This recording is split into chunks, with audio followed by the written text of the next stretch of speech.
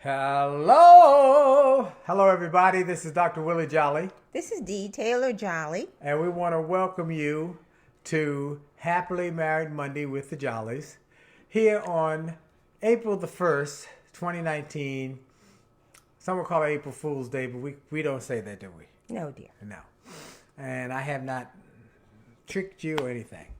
No, dear. You never do I anything never do like that. I No. never. I don't do that. So my assistant one time came in and said, "I'm leaving, and I got another job." I was like, "What?" She said, "April Fool." So anyway, but other than that, we are here. We are so excited about the response from last week's show.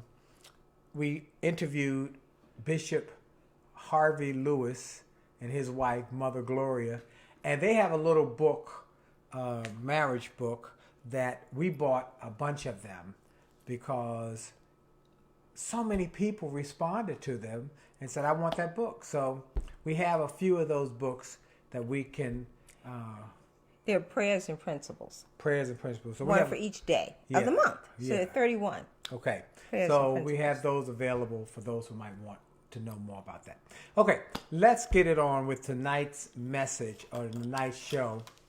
We've got a special show for you tonight that emanated from a conversation I had with my brother from another mother, Al Walker. Al Walker lives in Columbia, South Carolina. And he's a good old boy from down there in Columbia, and he and his beautiful wife, Margaret, are such dear, loving friends, and we love them tremendously. And even though we're different colors, we say we are brothers from different mothers, and we act like that. We love each other tremendously. And I was talking to him, my son and I were talking to him on Saturday about marriage and about relationships and about commitment. And he said, "Well, don't forget the 15 words for a successful marriage. Do you know what they are?" And my son and I are both in the car saying, "No, what are they?" He said, "Let me tell you what these 15 words are." So the title of tonight's program Is or episode, or what are we calling these things? episode, All right. program, So the title of tonight's episode is 15 words. To a Successful Marriage. 15 words to a successful Only marriage. 15 words. How about Yeah. that? So So if you master the 15 words, you master those 15 words, you're going to be good in your marriage. You're going to be good. So I did some research about the 15 words, which we're going to share with you, and also about some of the principles that the words focus on, taken from that are almost commiserate or align right with our book, and particularly in chapter 5 and chapter 6. what's 5? Leave the drama with your mama.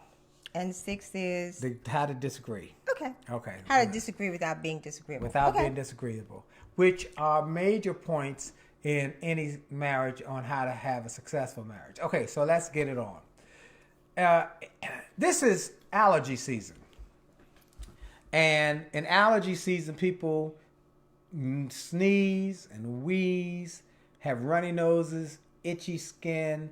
It's just Itchy eyes. Itchy eyes. I have that. And it's just terrible. Skin itches. Yep. So I had been sneezing and sneezing and sneezing. Went to the doctor. He said, "You got allergies." Now, I didn't have allergies as a child, but I grew into those allergies, and they were just terrible. So there's a remedy. So he said, "Go get some allergy medicine, over-the-counter medicine at the drugstore. You can get Zyrtec, Claritin, Allegra. There are a bunch of them." And so he said, "Go get one, and it's going to stop your drama with your allergies." And I took one. He was absolutely right. I stopped sneezing immediately. The itchy ears, itchy eyes, everything stopped. And so, as we talked about that, So there's an analogy there's there. an analogy that in marriage you're going to have some moments that can be drama-filled. You're going to have some situations that can create all sorts of terrible results. Unpleasant circumstances. Yep. An unpleasant and drama-filled environment. And if not careful, can break up your marriage. And we've seen people who start out with words and with attitudes, and their marriages go down the tubes on little things that mess it up. Now, remember, most allergies are small allergens, little dust mites, little dust. But there are millions of them. Yeah, but they're little ones, just little things that if you don't have the antidote, it can wipe you out. Makes your life miserable. Miserable. Little things, not a big, gigantic thing that comes upon you. Little things. So, let's talk about the 15 words. Are you ready? Are you ready? I'm ready. All right, let's go first. Here are the 50 words. 15 words. 15 words. So they're actually 5 little sentences of 3 words each. Yes, you're so cute. Thank you. She turns me on. Y'all know that, though. She turns me on. I think she's cute. Okay, she's hitting me under the... Stay focused. Stay 5 focused. little words, 5 sentences, 3 little words each. Okay, first one. First one. I am sorry. I'm sorry. When you say that, it just has a profound impact. So it takes the sting out of any kind of problem. And so we talk about in the book, in chapter Leave the Drama for Your Mama, how important it is to apologize. Apologize and do it quickly. Don't wait for somebody to have to beat you up and down. To apologize quickly. Now, why should they apologize? I don't want to apologize. So, in fact, we get that. Yep. So in this is actually in fact chapter number 6. Apologize and apologize quickly, and forgive quickly. Once an item is settled, move on and let it go. So, what's the purpose of apologizing quickly? Why is that important to our relationships? Because if you drag it on, it just creates more drama and gets bigger. It's like a snowball rolling down the hill. It just gets big. Apologize, do it quickly, and then forgive quickly, so that you don't stamp collect. We talk about that in the book, or muck rake. Stamp collecting is when you're collecting stamps to let them build up. Situations build up. Build up where there's an explosion. Because you haven't talked about the little things. Little thing. And then muck raking is going back over the same thing. Somebody did something 10 years ago. You won't let it go. Let it go. When you apologize quickly and forgive quickly. So okay? The first one is 3 I am word sorry. sentence is I am sorry. The Okay? second 3-word sentence is I was wrong. I was wrong. I was wrong. I was wrong. That can get to your ego to admit that you were wrong. See, when you don't, but that's the sign of somebody big, when they're big enough to say I was wrong. I was wrong. And I messed up. I messed up. Case in point, we talked about the time in the book about how I have a tendency to like to do things at the last moment. He loves being late I just don't and missing like the flight. You're getting ahead of me. Okay. I'm sorry. All right. See? So we were going to a flight. I had a program the next morning in Greensboro, North Carolina. We had a 6:30 flight. I'm the constant traveler. I told her. She started saying at 3:00. You ready to go? No, we have half hour from the airport.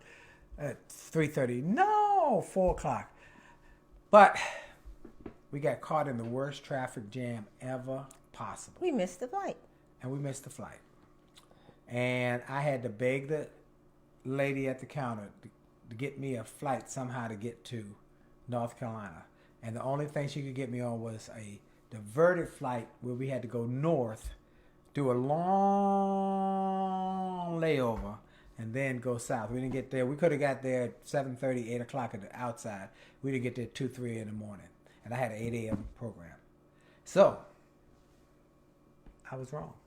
He was wrong. I was wrong. Now, here's the But thing. I didn't talk about it. She didn't say a word. No, I did not. She did not. She just sat there. She just stood there while I was wasn't working And I on it. wasn't puffed up. She wasn't puffed up. She wasn't mad. She wasn't gritting on me. She just didn't say anything. So she knew I had knew. learned. I had learned how to handle the situation. She knew I was already beating myself up. I was already ashamed. I didn't need her pouring no salt in the wound. And I just said, I'm sorry. I was wrong. Third line. Then you fixed it. You were right. Okay? So that's the third line of 3 words. I am sorry, first line. Second line, I was wrong. Third line, you were right. You gotta be a big person to admit that you messed up. You were right. And that the other person was right. Right. And then That absolutely takes a sting out of it. takes the sting out. We both have had situations though over the years where she said I was wrong. And I said, okay, let's move on. And that's when the next one comes in. Please forgive me. Please forgive me.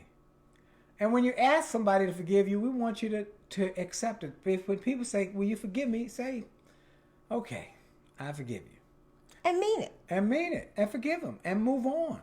That's the key to successful relationships, is that you don't hold grudges.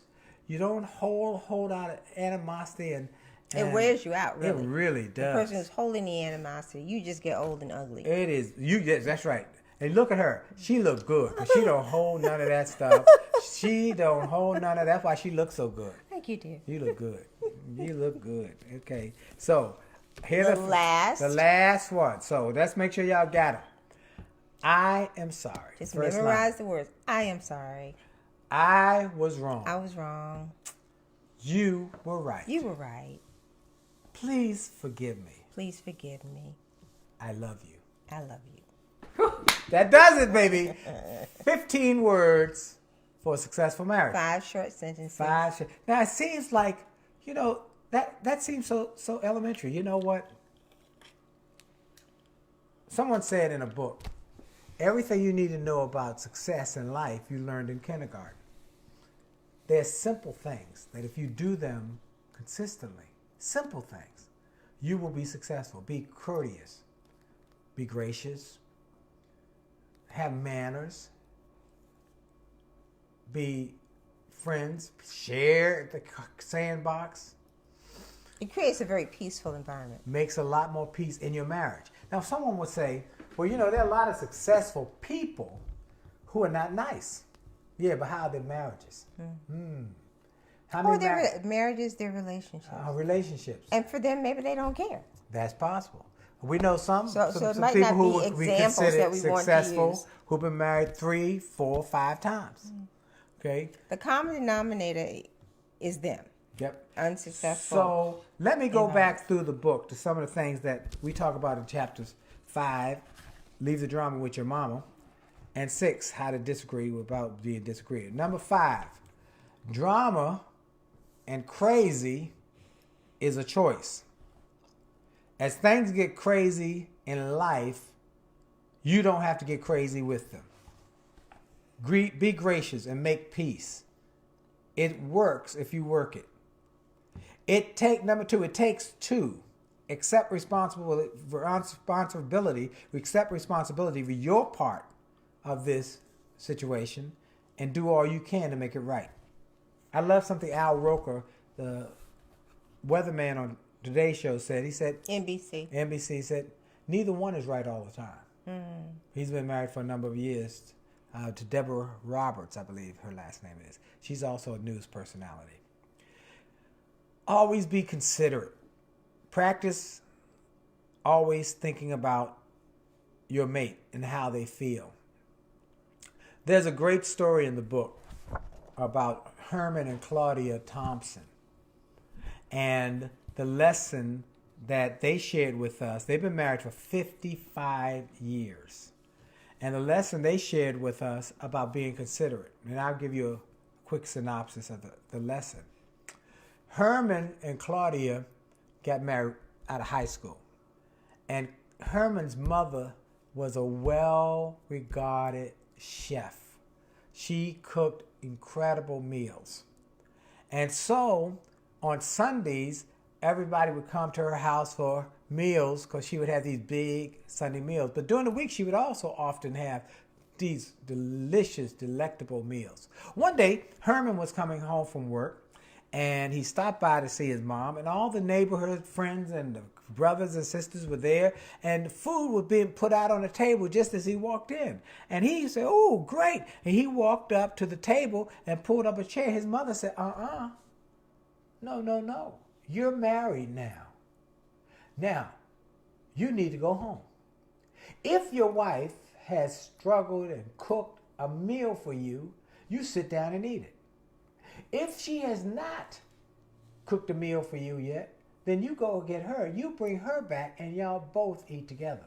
Because from now on, you are not thinking for yourself. You're thinking for the two of you.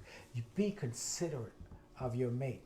And he said that was one of the greatest lessons he ever learned from his mother about being considerate. So using these words helps you become considerate in the event that it doesn't come naturally to you. That's right. And you need to practice it. So, okay, leave the drama with your mama. And we talked about leaving the drama. Be considerate. Always make your home a no drama zone. I think one of the ways, and when we talk about consideration, is about listening. I think we can't discuss that enough in terms of listening. So you say, how am I going to be considerate? I don't really know how. It gets on my nerves. We can just close our mouths and we can listen more than we talk. And you say, well, that's how you learn to be Stephen Covey, you said listening. on the audio book, we're editing the audio book, which would be ready. I hope it by the end of the month, but there are a few little minor things I want to make sure they're right. But she says something about when we went to Australia and we did some events with Dr. Stephen Covey, who taught in the book The 7 Habits of Highly Effective People, which would be good for highly effective marriages, that the principles will work in your marriage. Seek first to understand what your mate, your spouse, your significant other is saying. Seek first to understand them, then seek to be understood. So how do you seek first to understand them? You really listen. You have to listen. You have to listen and you have to observe. So the communication is verbal as well as nonverbal.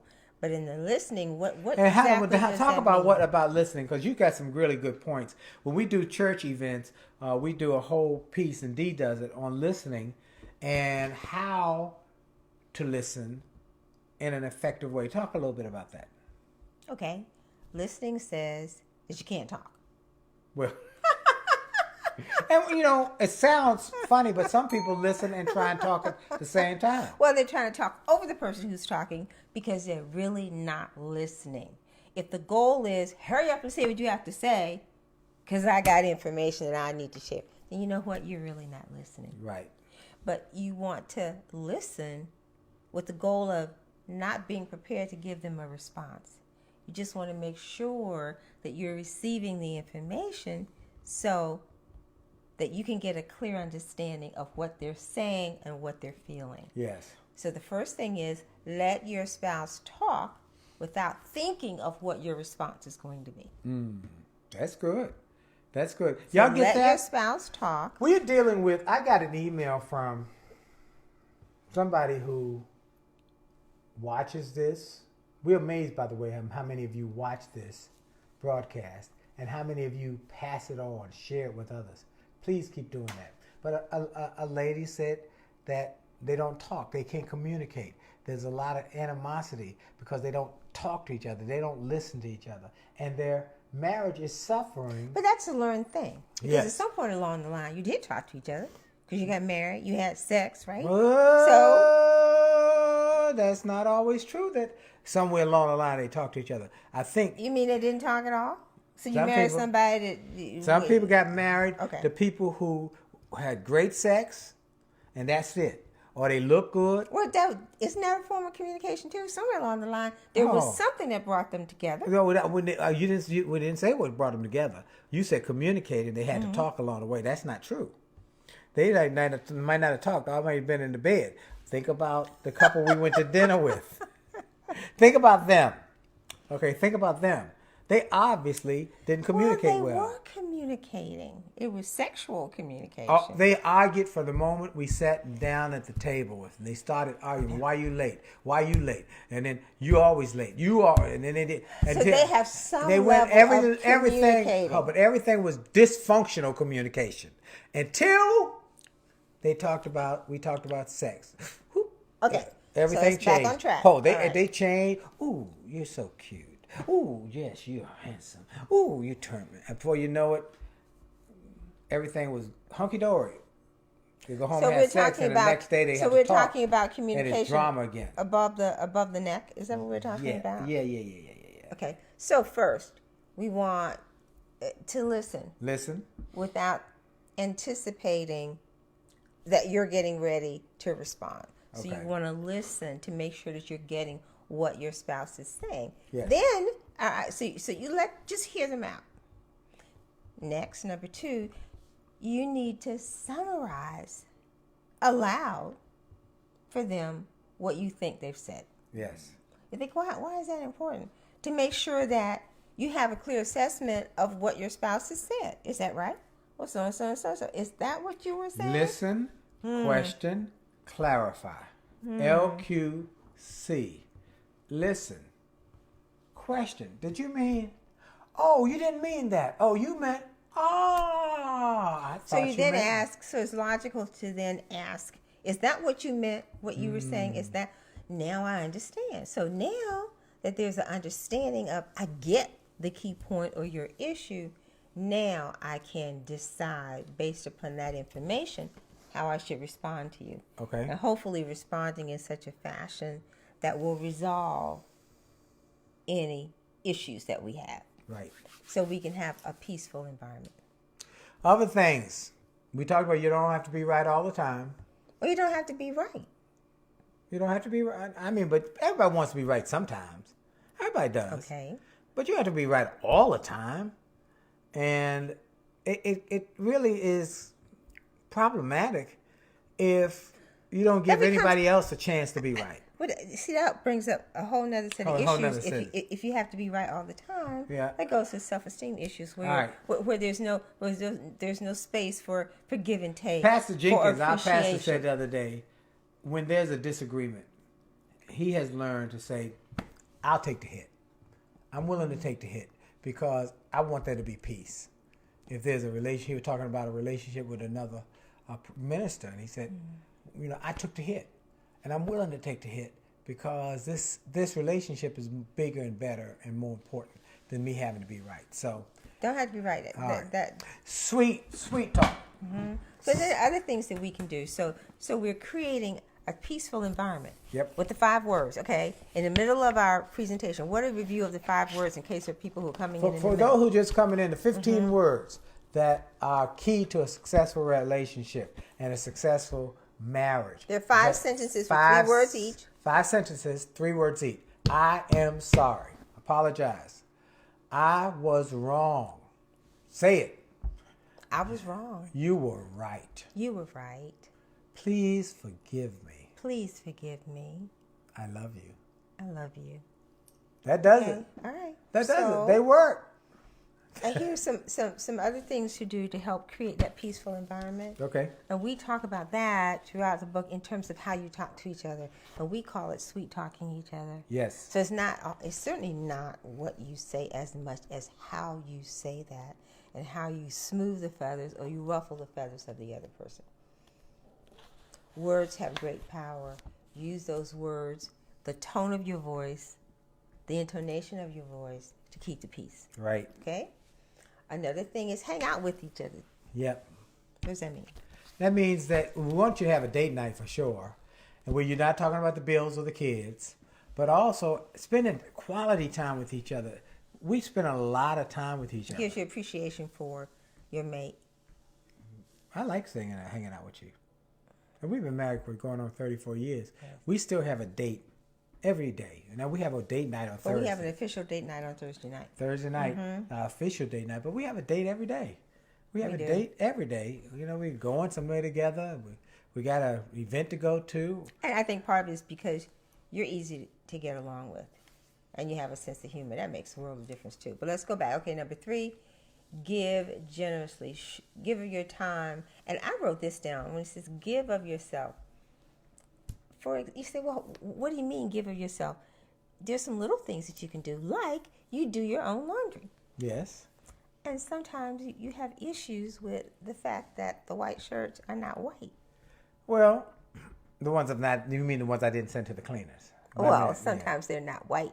I mean, the ones like my the collars are messy. And so I said, you know what, I can give of my time, and I'm helpful. I'm helpful. She is. And here's how you might need to bleach that so that it doesn't eat up the shirt and brings out the white in the shirt. So I feel like I am a Clorox bleach commercial. That's the truth. That's giving of your time, because he doesn't. We all do our own laundry, and he's not saying do this or do this, but sometimes he struggles in little areas, and I channel my mom and come up with here's a suggestion for how to deal with it. That's true. Mm-hmm. She does, and I say okay. I just go through and learn from it. I'm learning to cook. Oh my, that's another story. Okay, number 4. Work through different chores together. Okay, some things that we do. The house chores, which is not an exciting thing to do together. Right. But we change the linen together. Sometimes we wash the dishes together. Yep. When the housekeeper's not around, there are other issues. We can maintain the house pretty well together. And then gardening, he doesn't like to garden. But I can remember when you would dig the holes and we were planting the trees that are now big, 8 or 9 feet tall. Yeah. You would dig the hole, and I would put the tree in the hole. Yep. And you were doing it as a way of being with me, because you really didn't care about the yard. You still don't really care about the yard, but you did it because I cared about the yard. Right. That's working and doing things together. Yep. And then something that we do a lot is that we laugh a lot. Because he's hilarious. I'm not hilarious. Well, you are funny now. You weren't funny when we got married, but you're funny now. You got little funny stuff now. You even have some jokes sometimes. Because you drive me over the edge. That's just a matter of survival. You got some funny jokes now. Even now, you got funny jokes. She didn't have no sense of humor when we got married, but survival. But she's funny. I learned how to survive. Okay. Before we go any further, I want to make sure, because we only got a couple more minutes. Make love, make money, make it last. New edition. How you like the new look? Pop in red hearts. It's bigger print and it feels so good. It's glossy. It has summary sections in it. And we got summary sections in this new version. So if you don't have your copy, you can get it at Amazon now. It's on Amazon. If you want an autographed copy, you just go to jollymarriage.com and you order. I recommend 2 copies. One for you and one for your significant other.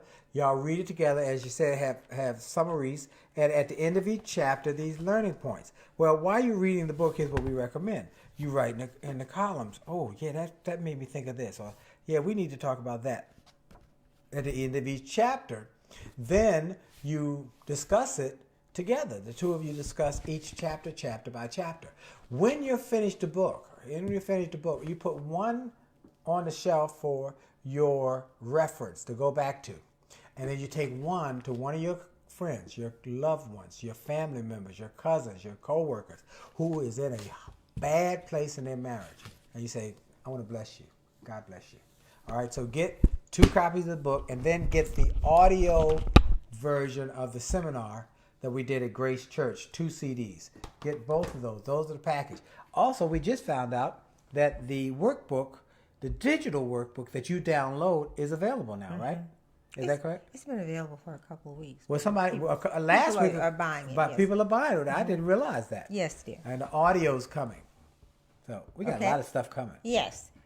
Some additional ways to help create that peace and harmony environment, just a couple, is pray every day for your family. Pray for your family. I pray for my wife. I pray for them. I pray with them. I pray for my children. I pray for my wife. I pray for them. Okay? Pray with them. And then give lots of hugs. It's important to give a little squeeze. We do a lot of squeezing. As you go by. We do a lot of squeezing. That is very important for the development of your relationship. We squeeze it's a lot. Something very sweet. And it makes a world of difference. Yes. And we hold hands. I told y'all, hold hands. For those. And let your folks hear you cheer for each other and say, you're doing good. Keep pushing. You're almost That's there. I talk about her, how she's beautiful, she's brilliant, words of encouragement. She is beautiful. She's brilliant. And she's really smart because she finally said yes after all the time she said no, yes, dear. No. And lastly, show more love to each other. Yeah, we do that. Yes, we do. To other people. Just some people go to bed every day hungry for some love. Sad for lack of attention. Yep. So it's so easy to offer a kind word, to give a hug or a squeeze, or just say it's good to see you. God bless you. Yep. Okay? I love you. So I love you. We want to create a peaceful, so let's go back through the 15 words for one more time. I am sorry. I am sorry. I was wrong. I was wrong. You were right. You were right. Please forgive me. Please forgive me. I love you. I love you. This is the Jolleys. Go to jollymarriage.com. Get the books and the audio. Do it now. And I tell you what. Share. So I'm gonna do something special right now. Next 24 hours. 24 hours. Anybody who gets the book and the audio, I'm gonna throw in the workbook digital free. 24 hours between now and Tuesday night and midnight. All right, dear. So you get that free. We're gonna throw that in. Get 2 books, the audio, and I'm throwing the workbook, digital workbook free. How you like that? Jolly out. Jolly out. Have a great day. Evening. Happy April.